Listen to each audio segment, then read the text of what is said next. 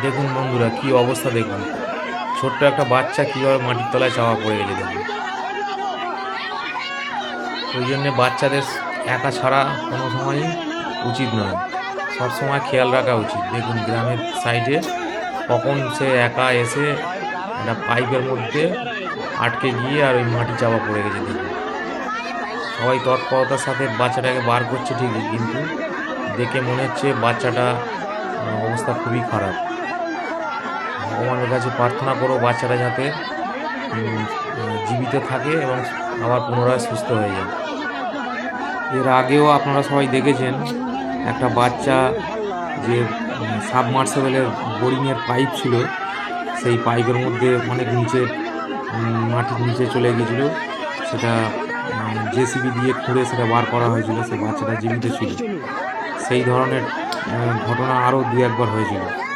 এগুলো দেখেও মানুষের কিন্তু এখনও ভুল করে যাচ্ছে।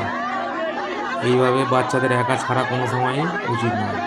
বারবার একই ধরনের ঘটনা ঘটার পরেও মানুষ সচেতন হচ্ছে না।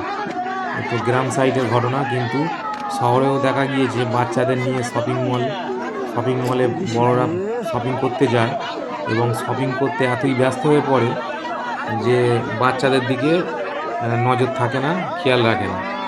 যে কোনো সময় দুর্ঘটনা ঘটতে পারে। এই ভিডিওটা শেয়ার করার আমার একটাই উদ্দেশ্য, যাতে আপনারাও এই ভিডিওটা দেখে সতর্ক থাকেন এবং বাচ্চাদের সবসময় খেয়াল রাখেন। সবাই মিলে ভগবানের কাছে প্রার্থনা করুন যাতে বাচ্চাটা সুস্থ হয়ে যায়, পুনরায় আবার ওর মার কোলে ফিরে যেতে পারে। বাচ্চাদের বাড়ির লোকের সাথে সাথে বলবো, যারা এই ধরনের পাইপ বা গর্ত ব্যবহার করার পরেও এইভাবে ফেলে রাখেন ওপেন অবস্থায়, তারা প্লিজ দয়া করে এরকম ধরনের কাজ করবেন না। ইউজ করার পরে যদি সেই গর্ত কোনো ব্যবহার না হয়, কোনো কাজে যদি না লাগে, যে কোনো পাম্পের বোরিং হোক, পাইপ হোক বা গর্ত হোক, সেগুলো আপনারা আবার পুনরায় ওটা বন্ধ করে দিন। না হলে যে কোনো সময় এইভাবে দুর্ঘটনা ঘটতে পারে। যে কোনো ধরনের বাচ্চা খেলতে গিয়ে তারা জানে না ওই গর্তের মধ্যে বা পাইপের মধ্যে আটকে যেতে পারে, আর এরকম ধরনের দুর্ভাগ্যজনক এই ধরনের ঘটনা ঘটতে পারে।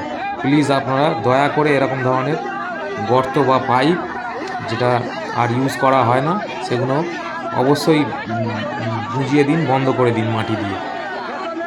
দেখুন কি অবস্থা। ওইটুকুনি ছোট একটা বাচ্চা কখন আটকে ছিল কেউ দেখিনি।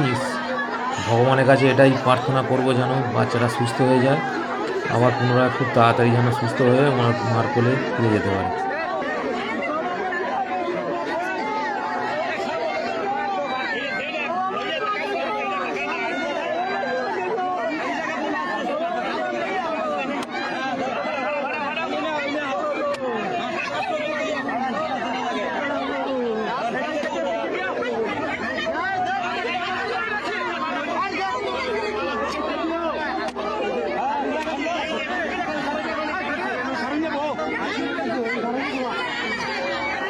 বন্ধুরা, এই ভিডিওটা দেখে যদি আপনাদের ভালো লাগে বা ভালো লেগে থাকে, আপনারা অবশ্যই চ্যানেলটা সাবস্ক্রাইব করবেন।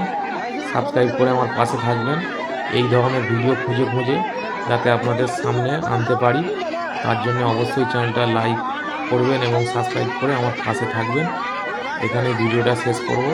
আপনারা ভালো থাকবেন এবং সতর্ক থাকবেন। অবশ্যই বাচ্চা যদি বাড়িতে কোনো বাচ্চা থাকে তাদের একটু খেয়াল রাখবেন, সেই উদ্দেশ্যেই ভিডিওটা বানানো। বন্ধুরা, আপনারা সবাই সুস্থ থাকুন, ভালো থাকুন, সতর্ক থাকুন এবং বাচ্চাদেরকে খেয়াল রাখুন। আবার এরকম ধরনের ভিডিও খুঁজে বার করব আপনাদের জন্য। নমস্কার।